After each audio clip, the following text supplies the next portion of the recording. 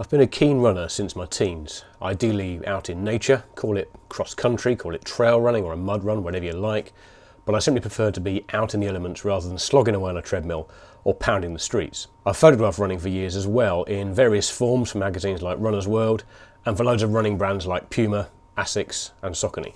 This shoot's a personal one. I'm not being commissioned or paid. What I want to get across is a real feeling of a winter run. That sensation you get this time of year when the whole landscape has been sucked of colour and all you have is muted greens and greys and browns. Even though it's a personal shoot, I still plan as if it was a job. I check the weather. I'd like it to be cloudy and overcast.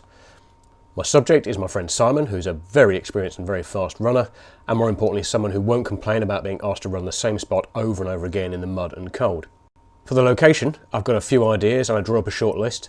Then it's a case of getting out here yomping around ahead of the shoot, because you can look at a map, you can look at Google Street View, but ultimately there is no substitute for coming out and actually walking the ground and seeing what it's going to be like on camera.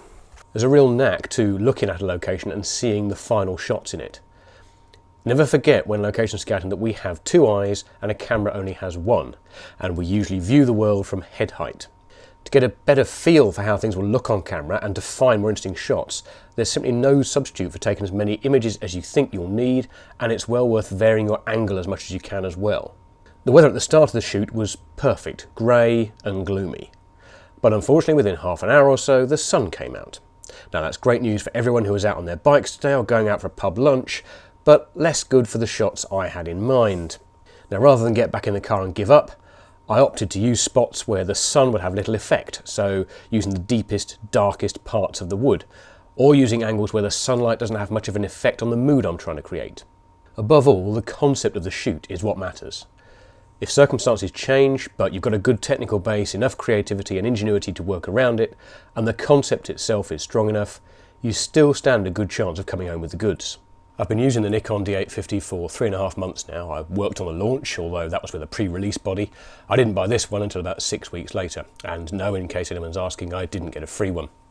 It's a really amazing piece of kit, although I'm still struggling with some of the more advanced bits, mostly things like the autofocus, because I'm basically a Luddite. I need to spend some time really learning how all these different focus modes work, because I'm very far behind the times, unfortunately. On this shoot, I made lots of use of the 7 frames per second continuous high mode. I don't have the battery grip yet, so 9 frames per second yet for me. I took some advantage of the huge resolution, which of course allowed me to crop some shots and still leave me with a pretty massive file.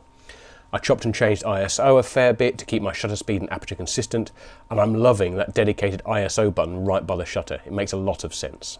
The Photoshop for these images was pretty simple. I'll do some better screen captures at some point in the future when I've got some better software, but essentially I retouched out any really distracting bits, messed about with the curves a little, slightly desaturated things, dodged and burned, mostly burned, and painted on high pass selectively to specific areas.